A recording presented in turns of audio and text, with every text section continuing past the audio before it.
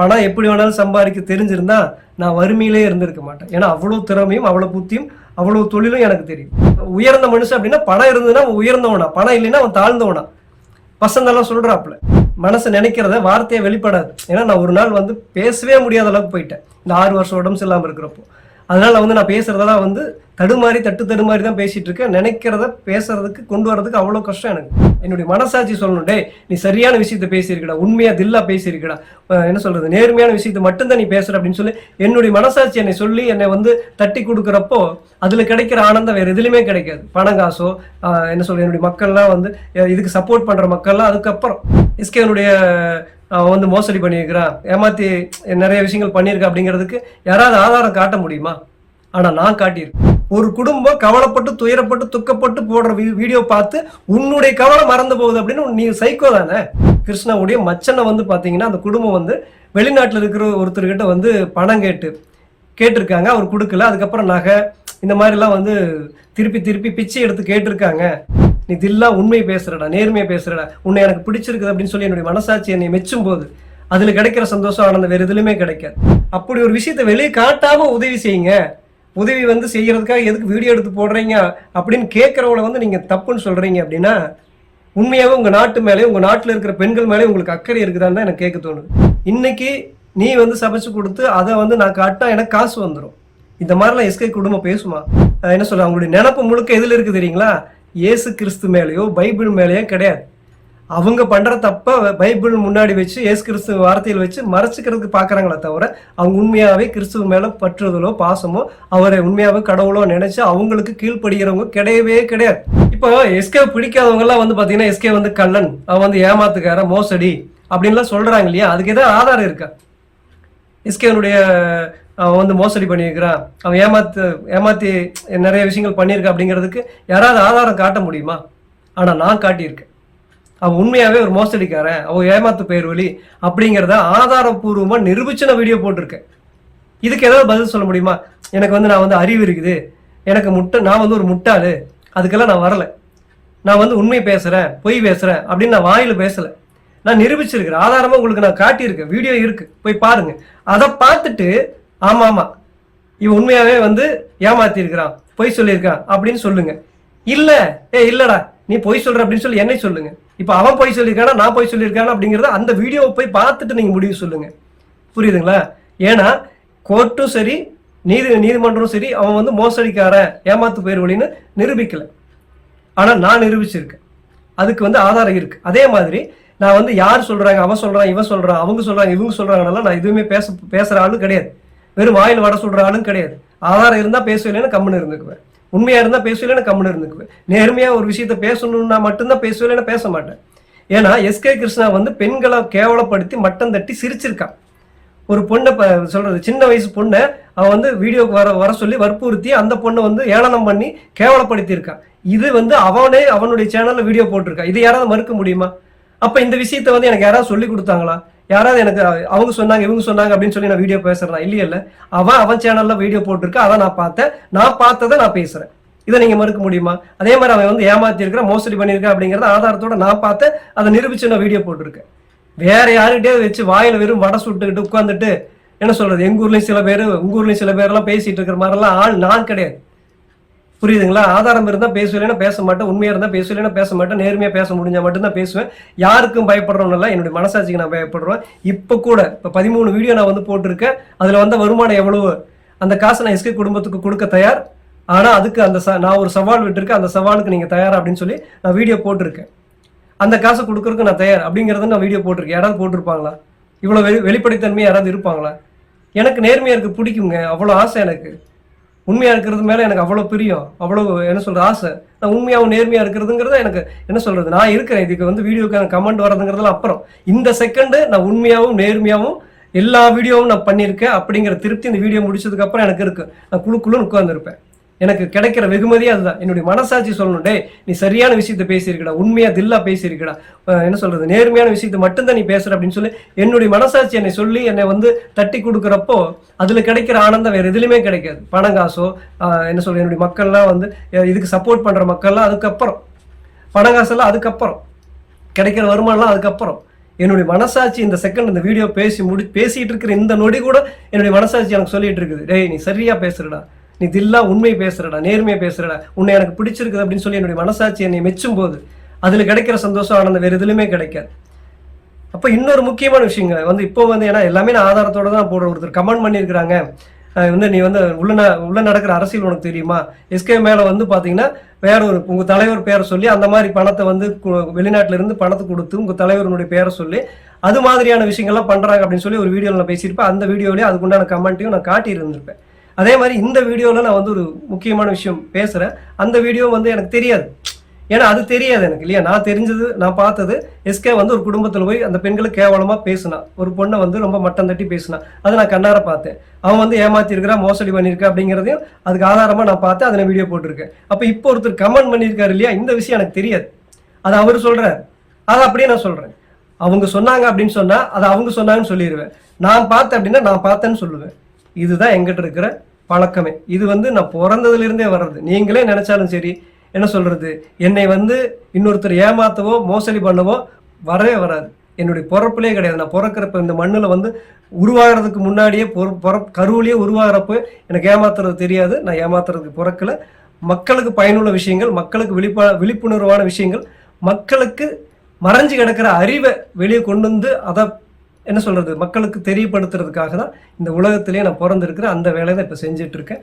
அந்த கமெண்ட்ல வந்து பார்த்தீங்கன்னா எஸ்கே கிருஷ்ணாவுடைய மச்சனை வந்து பார்த்தீங்கன்னா அந்த குடும்பம் வந்து வெளிநாட்டில் இருக்கிற ஒருத்தர்கிட்ட வந்து பணம் கேட்டிருக்காங்க, அவர் கொடுக்கல. அதுக்கப்புறம் நகை இந்த மாதிரிலாம் வந்து திருப்பி பிச்சை எடுத்து கேட்டிருக்காங்க அப்படின்னு வந்து அவர் கமெண்ட் பண்ணியிருக்காரு. இந்த விஷயம் எனக்கு நிஜமாவே தெரியாதுங்க.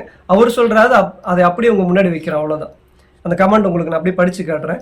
இவர் வந்து எனக்கு ரொம்பவே ஒரு சில பேரெல்லாம் வந்து விடாதீங்க, எங்களுடைய நாட்டினுடைய மானமே போகுது, தயவு செஞ்சு நீங்க கரெக்டா பேசுறீங்க, நீங்க இது பேசுங்க அப்படிங்கிறாங்க. அப்படின்னா உண்மையாவே உங்க நாட்டு மேல இருக்கிற அக்கறை தானே. ஒரு நாட்டு மேல உண்மையாவே ஒருத்தனுக்கு அக்கறை இருக்குதுன்னா அவனுடைய செயல்பாடுகளை தெரிஞ்சுக்கலாம், அவனுடைய பேச்சுலையும் தெரிஞ்சுக்கலாம். அப்போ உங்க நாட்டினுடைய பெண்களுடைய அவலத்தை, கஷ்டத்தை, வேதனையை, கண்ணீரை உலகம் முழுக்க எடுத்துக்கொண்டு காட்டுறானே அவன் நல்லவங்கிறீங்க. அப்படி ஒரு விஷயத்தை வெளியே காட்டாம உதவி செய்யுங்க. உதவி வந்து செய்யறதுக்காக எதுக்கு வீடியோ எடுத்து போடுறீங்க அப்படின்னு கேட்கறவங்கள வந்து நீங்க தப்புன்னு சொல்றீங்க. அப்படின்னா உண்மையாவே உங்க நாட்டு மேலே, உங்க நாட்டில் இருக்கிற பெண்கள் மேலே உங்களுக்கு அக்கறை இருக்குதான்னு தான் எனக்கு கேட்க தோணுது. இந்த கமெண்ட் எழுதுறாங்க பாத்தீங்களா, இவங்களுக்கு வந்து உண்மையாவே தன்னுடைய தாய் மண்ணு மேலேயும் தன்னுடைய தாய் மேலேயும் அங்க இருக்கிற தாய் குலத்து பெண்கள் மேலேயும் அவ்வளோ அன்பு பாசமும் இருக்கிற அந்த அக்கறை இருக்கிறதுனாலதான் இவங்க இந்த மாதிரி எல்லாம் கமெண்ட் பண்றாங்க. அவங்க தான் உண்மையாவே அந்த நாட்டுக்கு உரியவர்கள், அந்த மண்ணுக்குரியவர்கள், அந்த மண்ணில் இருக்கிற பெண்களை மதிக்கிறவங்க. அப்படி ஒருத்தர் தான் கமெண்ட் எழுதியிருக்காரு. இவர் கமெண்ட் வந்து நிறையவே என்னை வந்து உற்சாகப்படுத்துவார். வணக்கம், நீங்கள் கதைப்பது எல்லாம் உண்மை. இவர்கள் இப்படி கதைத்தால்தான் எல்லாரும் நம்புவார்கள். அவர்கள் அக்கா தங்கை ஒற்றுமை இல்லை, எரிச்சல் பொறாமை அது எங்களுக்கு தெரியும். அதாவது எரிச்சல் பொறாமை அது எங்களுக்கு தெரியும் அப்படிங்கிறார். இவர்களுடைய தம்பி வெளிநாட்டில் இருப்பவர்களை பார்த்து கதைத்துதான் கதைப்பார். நாங்களும் வெளிநாட்டில் தான் இருக்கிறோம். இங்கு இருப்பவர்கள் அவர்களை நம்பி காசு அனுப்புவது தப்பு. அவர்களுடைய மச்சான் ரூபன் யூடியூப் வைத்து இருக்கிறார். அவர்கள் எங்களை காசு கேட்டார்கள், நாங்கள் கொடுக்கவில்லை. அதுக்கு பிறகு எங்களுடன் கொஞ்ச நாட்களித்து மோதிரம், சங்கிலி, காசு, வீட்டு பொருட்கள் எல்லாம் வாயால் பிச்சை எடுப்பது போல கேட்க தொடங்கி விட்டார்கள். இவர்களை சாட்டி அவருடைய மச்சான் இவர்களும் இப்படித்தான் வேலை செய்து பிழைத்து தின்ன தெரியாது. இதுதான் இவருடைய தொழில். என்ன செய்ய முடியும்? இவர்களை இப்படித்தான் வச்சு செய்யணும். இவர்கள் கதைப்பது எல்லாம் பொய், நீங்கள் நம்ப வேண்டாம். ஒருவர் தப்பு செய்தால் உடனே போன் எடுத்து கதைக்க போடுவார்கள் அப்படின்னு அவர் கமெண்ட் பண்ணியிருக்காரு. அப்படின்னா நானும் யூடியூப்ல 6 வருஷமா இருக்கேங்க. யூடியூப் எனக்கு 15 வருஷமா தெரியும். 10 வருஷமா வந்து சில காரணத்துக்காக அதுவும் கெட்ட வார்த்தை திட்டிடுவாங்களே, அதை எப்படி கையாளுறதுன்னு எனக்கு தெரியாம அந்த அறியாமையில நான் வீடியோ போடாம இருந்தேன், சேனல் ஆரம்பிக்காம இருந்தேன். சரி, இருந்தாலும் நம்ம வந்து எத்தனை நாளைக்கு தான் இப்படியே இருக்கிறது? சில நல்ல விஷயங்கள்லாம் வந்து நான் மக்களுக்கு கொண்டு போய் சேர்க்கணும் இல்லையா? அதுக்கு ஒரு சரியான மேடை தான் இந்த இது. அதனாலதான் இந்த வந்து நான் யூடியூப்பை ஆரம்பிச்சிருக்கேன். இதுல வந்து நான் இப்போ வந்து யார் என்ன பேசினாலும் இந்த கெட்ட வார்த்தைகள்லாம் நான் பயப்படுறதே கிடையாது. அது அவங்களுடைய கேவலமான குத்தி காட்டும். அதுக்காக நான் ஏன் வந்து பயந்துட்டு நல்ல விஷயத்த சொல்லாமல் இருக்கணும்? இப்போ இவங்க சொல்றது என்னன்னு கேட்டிங்கன்னா, எங்கள் ஊரில் வந்து 15 வருஷத்துக்கு முன்னாடி யூடியூப் சேனல் ஆரம்பிச்சாங்க பார்த்தீங்களா, அந்த மாதிரி தான் இப்போ இலங்கையில் இருக்கிறவங்களும் யூடியூப் சேனல் ஆரம்பித்தவங்களாம் இருக்காங்க. இப்போ என்னை பொறுத்த வரைக்கும் அங்கே இருக்கிறவங்கள குழந்தைங்க, யூடியூப்ல இருக்கிறவங்கள குழந்தைங்க. ஏன்னா அவங்க வந்து யூடியூப்ல வருமானம் வரும் அப்படிங்கிறத இன்னொருத்தருக்கு சொல்ல மாட்டாங்க. ஏன்னா தெரிஞ்சதுன்னா அவனும் செய்ய ஆரம்பிச்சிருவான். இப்போ ஒருத்தர் இட்லி கடை போட்டாங்க அப்படின்னா அதுல வருமானம் நிறைய வருதுன்னா பக்கத்துல இருக்கிறவங்க இன்னொரு இட்லி கடை போட்டு அவனும் சம்பாரிச்சுட்டானா அப்படின்னா இவனுக்கு 500 ரூபா லாபம் வருதுன்னா அந்த 500 ரூபா பிரிஞ்சு போயிரு 250 போயிருங்கிறதுக்காகவே அந்த சில விஷயங்கள்லாம் வந்து சொல்ல மாட்டாங்க. அந்த சில விஷயங்கள சொல்ல மாட்டாங்க. அந்த மாதிரி யூடியூப்ல வருமானம் வருது அப்படின்ட்டு நீங்களும் நாளைக்கு வீடியோ எடுத்து போட்டுருவீங்க. ஏன்னா அதுக்கு எந்த காசு பணம் தேவையே இல்லை. செல்போன் இருந்தால் போதும், நெட் இருந்தால் போதும், பேச திறமை இருந்தால் போதும். அதை வச்சு நீங்களும் யூடியூப்ல பணம் சம்பாரிச்சுட்டு போயிடலாம். அது மாதிரி எங்கள் ஊரில் ஆரம்பத்தில் சேனல் ஆரம்பிக்கிறப்பல இந்த விஷயமெல்லாம் சொல்லவே மாட்டாங்க. அதில் உண்மையாக நேர்மையாக இருக்கிறவங்க ஒரு சிலர்லாம் சொல்லி தான் இது நிறைய பேர் இன்னைக்கு வந்து யூடியூப்ல சேனல் ஆரம்பிச்சிருக்காங்க. அந்த மாதிரி யூடியூப்ல இலங்கையில் இருக்கிறவங்கலாம் வந்து இன்னைக்கெல்லாம் வந்து குழந்தைகள் மாதிரி அவங்க வந்து சில விஷயங்கள் வருமானம் வருங்கிறது எல்லாரும் சொல்ல மாட்டாங்க. அது மாதிரி சில பேர்த்த வந்து யூடியூப்ல இப்போ எனக்கு வந்து பார்த்தீங்கன்னா எனக்கு நான் வந்து புதுசாக ஒரு வீட்டில் குடி போகிறப்போ அந்த வீட்டில் இருந்த ஒரு பொண்ணு வந்து பார்த்தீங்கன்னா நல்லா சமைப்பாங்க. நான் வந்து இந்த மாதிரி நல்லா சமைக்கிறது இந்த மாதிரிலாம் நிறைய ஏன்னா சமைக்கிறதெல்லாம் வந்து இன்னைக்கு காட்டி நிறைய வியூஸ் போயிட்டு இருக்கு, அது வருமானம் நிறைய சம்பாரிச்சிட்டு இருக்காங்க. அப்போ நானும் வேணா சமைச்சு தட்டுங்களா அப்படின்னு கேட்குறப்ப நான் அந்த பொண்ணுகிட்ட ஒன்று சொன்னேன், வேண்டாம். ஏன்னா இந்த மீடியா வந்து பெண்களுக்கானது அல்ல. இன்னைக்கு நீ வந்து சமைச்சு கொடுத்து அதை வந்து நான் காட்டினா எனக்கு காசு வந்துடும். இந்த மாதிரிலாம் எஸ்கே குடும்பம் பேசுமா? எனக்கு காசு வந்துடும். ஒரே ஒரு வீடியோ தான் நான் போடுவேன். அந்த வீடியோ வந்து அப்படியே கிடக்கும். இன்னொரு 5 வருஷம் 10 வருஷத்துக்கு அப்புறம் நீ இன்னொரு ஊருக்கு போனேன்னா உன்னை வந்து அந்த ஊரில் இருக்கிற எவனே வந்து உனக்கு தெரியாது. ஆனால் அந்த வீடியோ பார்த்தவனுக்கு நீ யாருன்னு தெரியும். அப்போ உன்னை கிண்டல் பண்ணுவான், நல்லதும் பேசுவான், கெட்டதும் பேசுவான். அது வந்து உன்னுடைய சுதந்திரத்தை கண்டிப்பாக பாதிக்கும். நீ நிம்மதியாக எந்த ஊருக்கும் போய் வர முடியாது. அதனால அது வேண்டாம் அப்படின்ட்டு நான். புரியுதுங்களா? அந்த மாதிரி பெண்களை வந்து பெரும்பாலும் நான் காட்ட மாட்டேன். யாரா இருந்தாலும் சரி பெரும்பாலும் காட்ட மாட்டேன். அது ரொம்ப ஏன்னா அவங்களுக்கு பாதிப்பு. ஆனா இங்க இருக்கிறவங்க வந்து எஸ்கே குடும்பத்தில் இருக்கிற வசந்தெல்லாம் வந்து பாத்தீங்கன்னா தன்னுடைய வீட்டுக்கு வேலைக்கு வர்ற அந்த அம்மாவெல்லாம் பிடிச்சி காட்டுறாங்க அப்படின்னா அந்த அம்மா சைக்கிள்ல போறதுக்கு வர்றதுக்கு வந்து பாதுகாப்பு உன்னால கொடுக்க முடியுமா? ஒரு வீடியோ போட்டு நீ காசு சம்பாரிச்சுட்டு போயிடுற, அந்த காசுல வர்ற வருமானத்தை அந்த அந்த அந்த தாய்க்கு நீ கொடுப்பியா? இதெல்லாம் கேள்வி கேட்டா உனக்கு பொறாமடா அப்படிங்கிற என்னை கேள்வி கேட்கிறாங்க. நீ வந்து அந்த வீடியோ எடுத்து போட்டா வருமானம் வரும் அப்படிங்கிறத அந்த தாய்கிட்ட சொல்லி நீ வீடியோ போட்டியா? அதுல வந்து 10,000 ரூபா உனக்கு காசு வருதுன்னா அதுல ஒரு 2,000 ரூபா நீ காசு கொடுப்பியா? 20,000 ரூபா வருதுன்னா ஒரு 5,000 ரூபா கொடுப்பியா? அதே மாதிரி டெய்லி அந்த அம்மா வீடியோ நீ பிடிச்சி போட்டுக்கிட்டே இருக்கிற அப்படின்னா டெய்லி கார்ல கொண்டு போய் அந்த அம்மா வீட்டில் இறக்கி விட்டு வருவியா? பாதுகாப்பு நீ தருவியா? தர முடியாதுல்ல. ஏன்னா நீங்களே வீடியோ போடுறீங்க, எஸ்கே குடும்பமே வீடியோ போடுது. யார் பின்னாடி வர்றாங்கன்னு தெரியல, நல்லவன் வர்றானா கெட்டவன் வர்றானே தெரியல, பயமா இருக்குதுன்னு நீங்க வீடியோ போடுறீங்க இல்லையா? நீங்க இத்தனைக்கு பணம் காசு நிறைய இருக்குது, நீங்க கார்ல போறீங்க, அந்த அம்மா சைக்கிள்ல போகுது, அதுக்கு பாதுகாப்பே இல்லை. பெண்களுக்கே இந்த உலகத்துல பாதுகாப்பு ரொம்பவே கம்மி. அது என்ன சொல்றது, தாயா இருந்தாலும் சரி சின்ன குழந்தைங்களா இருந்தாலும் சரி ஆண்கள்கிட்ட இருந்து பாதுகாப்பு இல்லை, சில மோசமான ஆண்கள்கிட்ட இருந்து. அப்படி இருக்கிறப்போ நீ இப்படி வந்து ஒரு வீடியோ எடுத்து போடலாமா அப்படின்னு நான் பேசுறேன் அப்படின்னா யார் மேலேங்க தப்பு? நான் வந்து அந்த அம்மா கிட்ட நான் வந்து அந்த அம்மாவுக்கு நான் இங்கிருந்து பாதுகாப்பு கொடுக்க முடியுமா? இல்லை அந்த அம்மா கிட்ட தான் ஃபோன் பண்ணி இல்லைம்மா நீங்கள் ரொம்ப தப்பு பண்ணுறீங்க, ஏன்னா நீங்கள் சைக்கிளில் போய் வர்றப்போ உங்களுக்கு பாதுகாப்பு இல்லை, இந்த மாதிரி வீடியோக்குள்ளே வந்து உங்களுடைய தலையை காட்டாதீங்க, உங்களுடைய உருவத்தை காட்டாதீங்க அப்படின்னு நான் சொல்ல முடியுமா? ஏன்னா அவங்க ஃபோன் நம்பர் எங்கிட்ட இல்லை, அவங்க எனக்கு யாரும் தெரியாது. அப்போ இதை நான் வீடியோ மூலியமாக தான் சொல்லி ஆகணும். இவ்வளோ கோடிக்கணக்கில் பணம் சம்பாதிச்சிருக்கிற நீங்களே தெருவில் நான் ஒரு ஊருக்குள்ளே போகிறப்போ பின்னாடி யார் வர்றா, நல்லவனா கெட்டவனான்னு தெரியாமல் அந்த உங்கள் குடும்பத்தில் இருக்கிற குழந்தைங்களுக்காகவும் உங்கள் மனைவிக்காகவும் நீங்கள் யோசிக்கிறீங்களா? பயப்படுறீங்களே? அப்படித்தானே இன்னொருத்தருக்கு இருக்குன்னு யோசிக்க மாட்டேங்கிறீங்களே. இதை நான் யோசிக்கிறேன். இப்போ இந்த வீடியோ நான் போட்டேன்னா காசு வரும், எனக்கும் வரும், நீங்கள் வீடியோ போட்டால் உங்களுக்கும் காசு வரும். ஆனால் அது எப்படி சம்பாதிக்கணும்னு இருக்குது.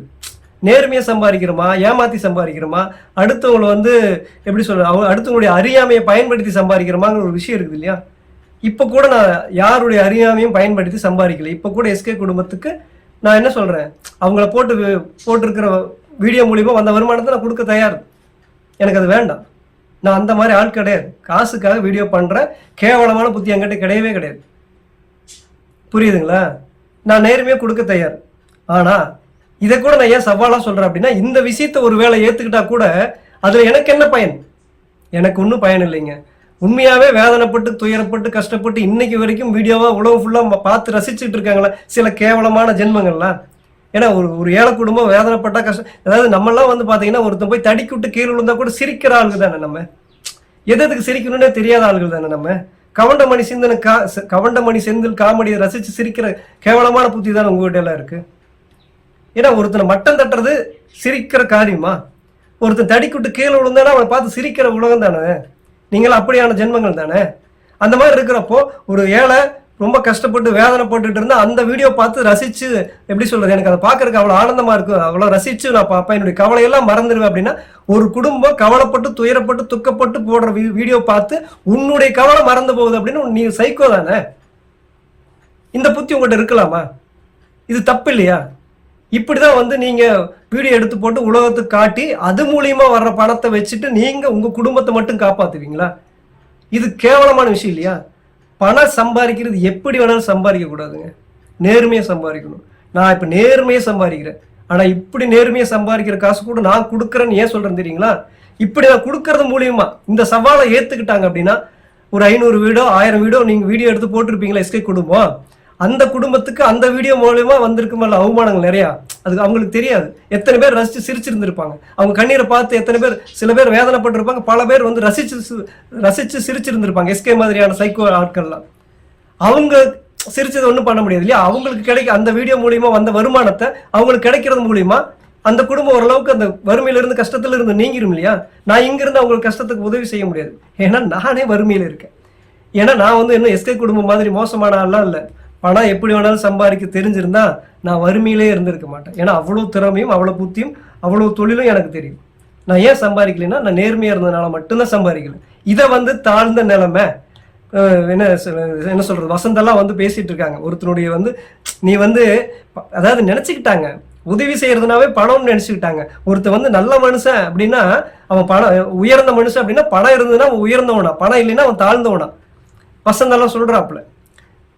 இப்போ நான்லாம் வந்து வறுமையில் இருக்கேன் அப்படின்னா நான் தாழ்ந்தவனெல்லாம் கிடையாது. கடவுளுடைய பார்வையில நீங்க வந்து மோசமானவங்க. ஏன்னா பைபிள்ல என்ன சொல்றாரு கடவுள், நீங்க பணத்தை சேர்த்து வைக்காதீங்க, ஏன்னா இங்க கள்ளர்கள் திருடர்கள்லாம் இருக்காங்க, அந்த பணத்தை வந்து இது பண்ணிக்குவாங்க, பூச்சிகள் கூட அரிக்காத இடத்துல நீங்க பணத்தை சேர்த்து வைங்க, அதை புண்ணியத்தை சேர்த்து வைங்கன்னு கடவுள் சொல்றாரு இல்லையா? அப்போ பணமோ நகையோ இயேசு கிறிஸ்து ஏன் வெறுத்தார்? அந்த இயேசு கிறிஸ்து ஃபாலோ பண்றவங்க தானே நீங்க. இயேசு கிறிஸ்தவர் அப்படின்னா என்னன்னு தெரியுமா? அன்னைக்கெல்லாம் எனக்கு உடம்பு இல்லாமல் இருக்கிறதுனால நான் நினைச்சதை பேச முடியாதுங்க, மனசு நினைக்கிறத வார்த்தையை வெளிப்படாது. ஏன்னா நான் ஒரு நாள் வந்து பேசவே முடியாத அளவுக்கு போயிட்டேன் இந்த 6 வருஷம் உடம்பு இல்லாமல் இருக்கிறப்போ.